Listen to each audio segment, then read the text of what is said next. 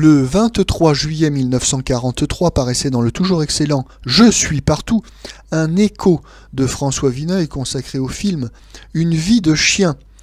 Avant d'écouter cette critique, nous allons faire un court résumé du film. Une vie de chien, un film de 1941 de Maurice Camage.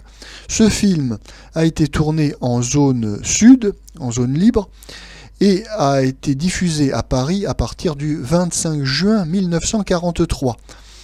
Il a connu divers titres.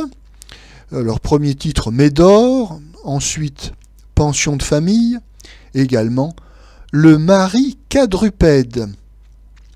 Dans les rôles principaux, Jocelyne Gaël, Thérèse Dorny, Fernandel, Jim Gérald, Édouard Delmont.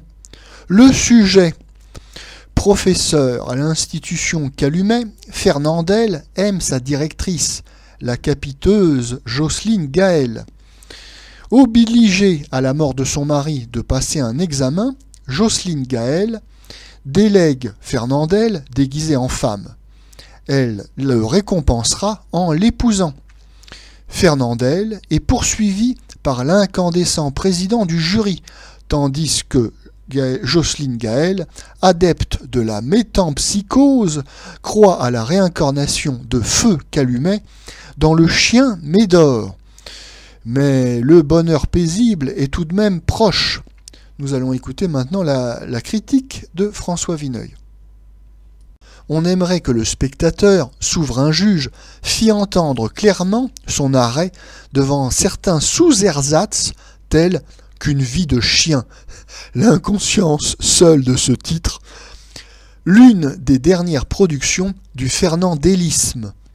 Le public va aux Deux orphelines de Carmine et Gallone pour pleurer. Ils pleurent. Nous n'avons plus rien à dire contre cela. Mais ce public, apparemment, va aux Fernandelleries pour rire. Je certifie que je n'ai pas perçu le plus modeste symptôme de gaieté dans la salle où l'on projette une vie de chien.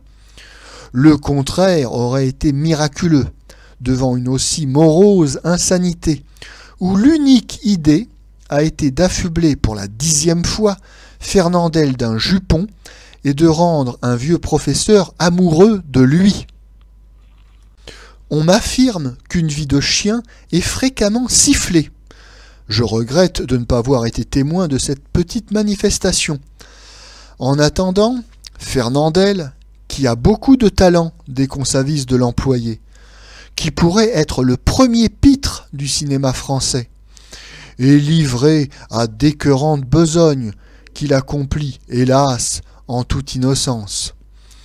Et tandis qu'une vie de chien voit le jour, quelques-uns des meilleurs artistes du cinéma français, faute de 6000 mètres de pellicule, vont voir leur projet de cette année à l'eau.